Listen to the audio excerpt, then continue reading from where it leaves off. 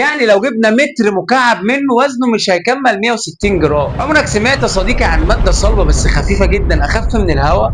والله مش هزار. في مادة اسمها الايروجيل، بس لو جربت تكسرها هتكتشف انها صلبة فعلا. تعالى بقى احكي لك الحكاية ومعلومة جديدة، تعالى اقولها لك.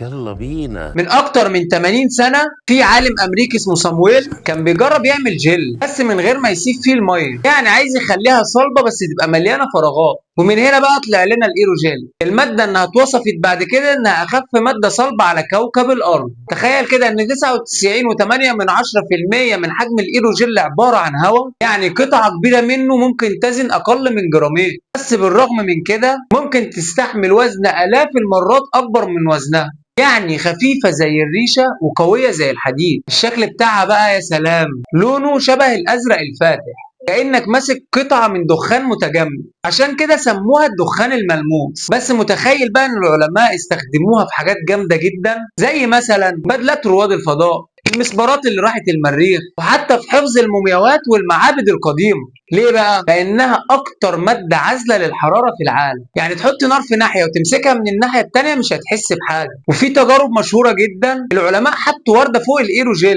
وتحت الإيروجيل ولعوا نار. النار يا صديقي كانت شغالة عادي، بس الغريب بقى إن الوردة طلعت سليمة 100%. وبصراحة كده أنا لو عندي بطانية من الإيروجيل كنت هنام في التلاجة وانا مرتاح. ولو وصلت معايا لحد هنا في الفيديو دوس لايك عشان نقدر نكمل مع بعض. بس الموضوع بقى ما وقفش هنا يا صديقي، في نوع جديد اسمه جرافين ايروجيل، وده بقى طلع اخف كمان، وزنه 16 من 100 مللي جرام لكل سنتيمتر مكعب. يعني لو جبنا متر مكعب منه وزنه مش هيكمل 160 جرام تقريبا، كده اخف من الهواء اللي بنتنفسه. بس خد بالك، رغم خفته دي ممكن يشيل وزن اكبر 10000 مره من وزنه. يعني لو الايروجيل كان انسان كان ممكن يشيل عربيه وهو بيضحك. يا عم دوس لايك بقى. العلماء بقى بداوا يستخدموه كمان في تنقية المياه وامتصاص الزيوت من البحر، وحتى في صناعة البطاريات والهواتف الحديثة. يعني المادة اللي كانت في الأول تجربة علمية بقت حاليا جزء من المستقبل بتاعنا. تخيل معايا كده تمسك حاجة خفيفة كأنها هواء، بس حرفيا بتحميك من حرارة النار وبرد الفضاء. ده بقى يورينا قد ايه العلم ممكن يحول المستحيل لحقيقة. والموضوع مش بس مادة خفيفة، لا ده مثال حقيقي ان الافكار المجنونة ممكن تغير العالم.